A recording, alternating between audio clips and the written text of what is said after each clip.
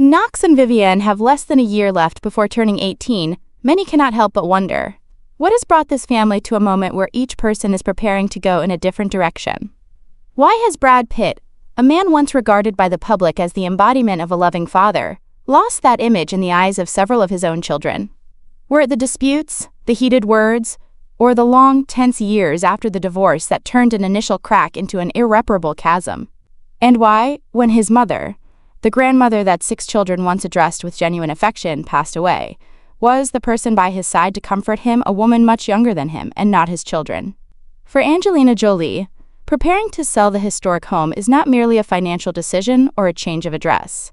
18 years have passed almost in the blink of an eye, and at this moment, Jolie must face the reality that the children she once held in her arms have now stepped into adulthood, ready to make their own choices in life.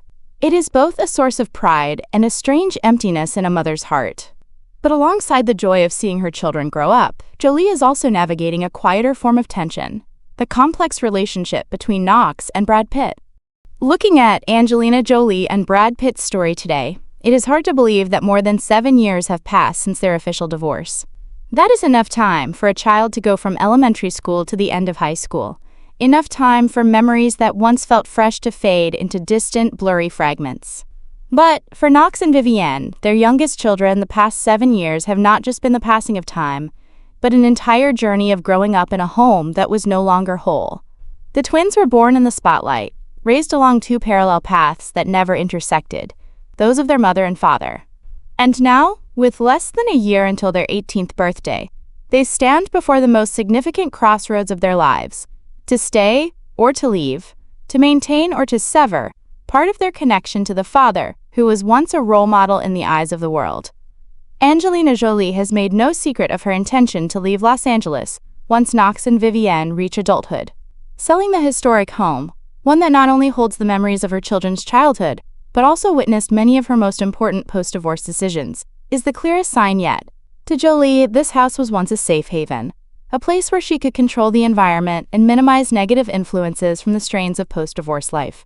But once the twins are old enough to decide for themselves, keeping them in Los Angeles will no longer be necessary. Instead, she envisions a new environment, one where neither mother nor children are tied to a city burdened with so many conflicting memories. The complication is that this move is not solely about Jolie and her 2 children. On the other side, Brad Pitt is still trying to hold on to what remains of his bond with the family, a bond that now primarily centers on Knox. Vivienne, with her independent nature and tendency to keep her distance, offers fewer opportunities for Pitt to maintain a close connection. Knox is different. He is believed to be closer to his father, and because of that, Pitt places much of his hope on preserving this relationship. But herein lies the paradox. The more he tries to hold on, the more Knox finds himself under pressure to choose, stay near his father, or support his mother's plans. Family psychology calls this the loyalty conflict, a state that often leaves deep, lasting marks on a young person's psyche. Adding to this, Pitt's recent personal life has drawn public scrutiny. When his mother passed away, the person by his side to share his grief was not one of his children, but a woman much younger than him. This image, though not openly condemned, still evokes a sense of distance. It suggests a sad reality, that the gap between Pitt and his children has grown so wide that even the most important family moments cannot bring them together. The sadness deepens when one recalls that Mrs. Pitt left this world without having had the chance to meet her grandchildren in the final years of her life, a loss that cannot be measured, leaving an emptiness that will never be filled. In Hollywood's history, many famous families have faced similar situations. Public scrutiny, media pressure, and personal conflicts can easily turn small cracks into deep fractures. But what sets the Jolie-Pitt story apart is that both were once admired not only for their careers, but for their image as the ideal family. When they appeared together on the red carpet, leading their large brood, the public saw a modern fairy tale. That is why the collapse of that image is not just a private family matter. It is also a cultural shock for many fans. Now, for Jolie, leaving Los Angeles is not just a personal decision. It is a way to close a chapter that has gone on too long, where underlying conflicts keep repeating, where meetings between father and children are always overshadowed by the clouds of the past. For Pitt, it is a new challenge. How to keep a connection with his children when physical distance will soon separate them, and when the right to meet them will no longer be dictated by legal agreements, but will depend entirely on Knox and Vivienne's willingness. This approaching turning point for Knox and Vivienne, the moment they will be free to decide their own paths, cannot be understood without looking back at the long and tangled history of legal battles that has defined much of their parents' post-divorce lives.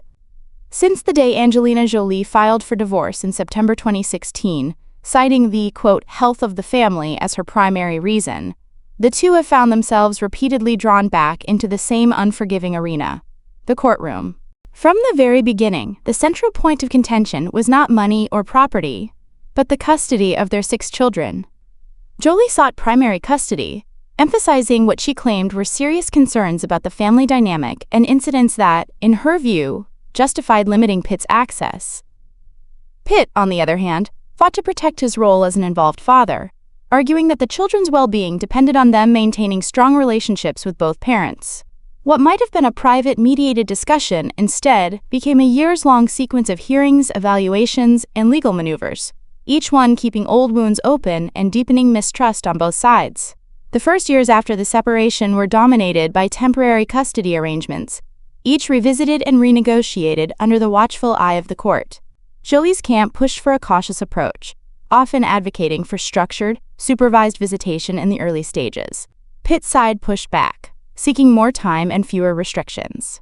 Experts were called in, reports were commissioned, and every detail, down to the scheduling of holidays, was dissected in legal filings.